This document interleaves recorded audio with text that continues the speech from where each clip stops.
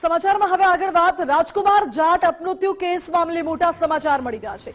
High court સમક્ષ ગણેશ ગોંડલના narco ટેસ્ટનો રિપોર્ટ રજૂ કરવામાં આવ્યો છે। આ નાર્કો ટેસ્ટ દરમિયાન ગણેશ ગોંડલને 31 પ્રશ્નો પૂછવામાં આવ્યા હતા। બનાવ, મારામારી અને ફેટલ એક્સિડન્ટ સહિતના પ્રશ્નો પૂછવામાં આવ્યા હતા।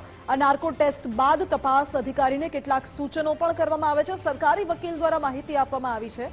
રાજકુમાર જાટના વકીલ દ્વારા નાર્કો એનાલિસિસ આપવાની માંગ કરાઈ હતી। જો કે આરોપીએ કોઈ કાવતરું કર્યું નથી કે બદલો લીધો નથી તેનો ઉલ્લેખ પણ કરવામાં આવ્યો તેવી માહિતી સરકારી વકીલે આપી। વધુ જાણકારી સાથે સંવાદદાતા કલ્પિન ત્રિવેદી જોડાઈ ગયા છે। કલ્પિન, રાજકુમાર જાટ કેસ મામલે હાઈકોર્ટ સમક્ષ ગણેશ ગોંડલનો નાર્કો ટેસ્ટ રિપોર્ટ રજૂ કરવામાં આવ્યો છે। શું દલીલો થઈ, શું અપડેટ્સ છે? બિલકુલ, રાજકુમાર જાટ અપમૃત્યુ કેસ મામલે ખૂબ મોટા સમાચાર છે આ કે ગુજરાત હાઈકોર્ટ સમક્ષ ગણેશ ગોંડલના નાર્કો ટેસ્ટનો રિપોર્ટ આજે જે છે તે રજૂ કરવામાં આવ્યો છે। નાર્કો ટેસ્ટ દરમિયાન 31 અલગ અલગ પ્રશ્નો પૂછવામાં આવ્યા હતા, જેમાં બનાવ સંબંધિત ઉપરાંત મારામારી અને ફેટલ એક્સિડન્ટ સહિતના પ્રશ્નો જે છે તે પૂછવામાં આવ્યા હતા। મુખ્યત્વે નાર્કો ટેસ્ટમાં ઉલ્લેખ એ કરવામાં આવ્યો છે કે આરોપીએ કોઈ કાવતરું કરેલ નથી કે આરોપીના ઘરે માથાકૂટ થઈ તેનો બદલો લેવામાં આવ્યો નથી તેવો જે છે તે સરકારી વકીલે પણ જવાબ જે છે તે કોર્ટ સમક્ષ મૂક્યો છે। નાર્કો ટેસ્ટ બાદ તપાસ અધિકારીને કેટલીક સૂચનાઓ પણ કરવામાં આવ્યા છે તે પ્રમાણે પણ સરકારી વકીલે આજે કોર્ટ સમક્ષ કહ્યું છે અને રાજકુમાર જાટના વકીલ દ્વારા નાર્કો એનાલિસિસ આપવાની પણ માંગ જે છે તે આજે કોર્ટ સમક્ષ કરવામાં આવી છે। જી કલ્પિન, બિલકુલ આભાર આપનો। એટલે નાર્કો ટેસ્ટ રિપોર્ટ રજૂ કરવામાં આવ્યો હતો। જો કે આ જ મુદ્દે અમારા એસોસિએટ એડિટર ધર્મેશ વૈદ્ય જોડાઈ ગયા છે ફોન લાઈન પર।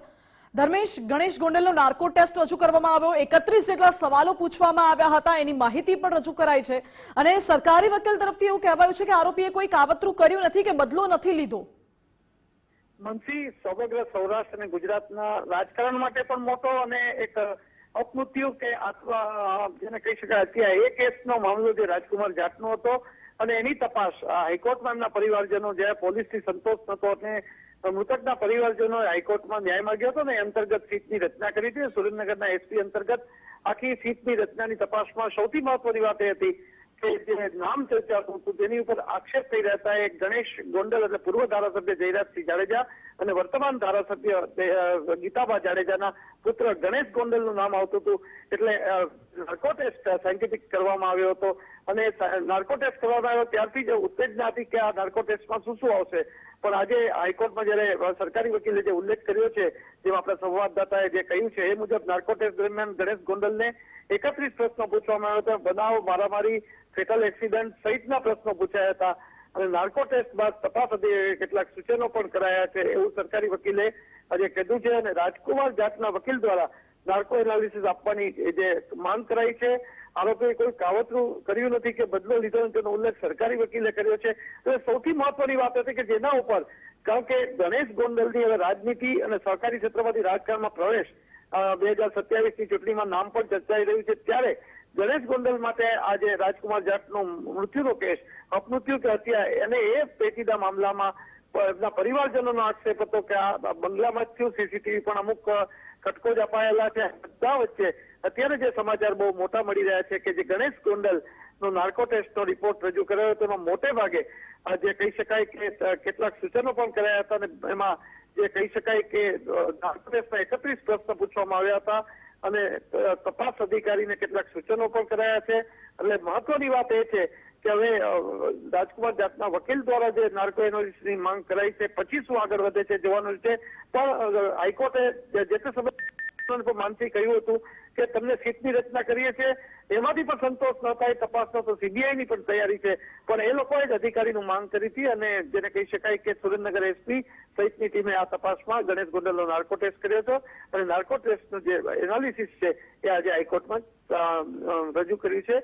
ખાસ કરીને સરકારી વકીલે જે કેટલાક સૂચનો અને ઉલ્લેખ કર્યો છે એ 31 પ્રશ્નોનો પણ એમાં ઉલ્લેખ કરવામાં આવ્યો છે। જી માનસી। જી ધર્મેશ, બિલકુલ આપે કહ્યું કે સુરેન્દ્રનગરના એસપીએ તપાસ કરી હતી અને વિડીયો પણ સામે આવ્યો હતો કે જ્યાં ગણેશ ગોંડલ સહિત અન્ય કેટલાક લોકોની પણ સુરેન્દ્રનગરના એસપી પ્રેમસુખ ડેલુ દ્વારા પૂછપરછ કરવામાં આવી અને ખૂબ સારી છબી તેઓ ધરાવે છે। શું હવે એવું માની શકાય કે હવે જાટ સમાજના લોકોનો જે ઉગ્ર વિરોધ હતો એ શાંત પડી જશે કે પછી તેમને ન્યાય મળ્યો હોય તેવું માની શકાય કે કેમ?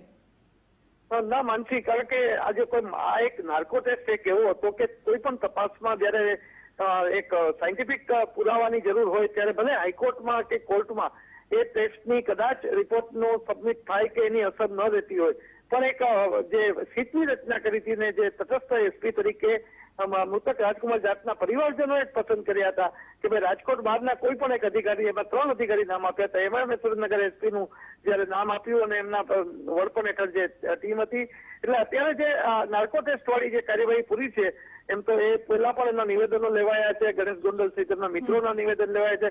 હવે જોવાનું એ છે કે જે મહાસાગર ટ્રાવેલ્સ કે ખાનગી ટ્રાવેલ્સ છે એના ડ્રાઈવરે એમના જે હડપટે જેને કહી શકાય કે આ મૃત્યુ થયું છે અને અપમૃત્યુ અકસ્માતમાં થયું છે એવું એમને કીધું છે, એમનો પણ ટેસ્ટ થાય કે નહીં એ પણ જોવાનું રહેશે.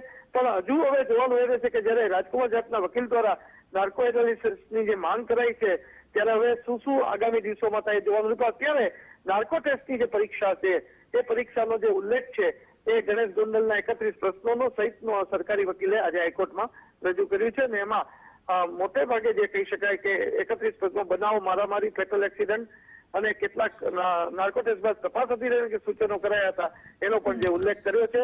અને મોટી વાત એ કરી છે કે સરકારી વકીલે કે આરોપીએ કોઈ કાવતરું કર્યું નથી કે બદલો લીધો નથી, તેનો ઉલ્લેખ કર્યો છે એ આ નાર્કો ટેસ્ટ અંતર્ગત કર્યો છે. એટલે હવે જોવાનું રહેશે કે આગામી દિવસોમાં ન્યાયિક તંત્રમાં ને સહારે જયારે મૃતકના પરિવારજનો એ આગળ શું પગલાં લે છે અને સીટની તપાસમાં હવે શું બીજું આવી રહ્યું છે બીજા તબક્કામાં એ પણ જોવાનું રહેશે. જી માનસી. જી ધર્મેશ, આભાર આપનો.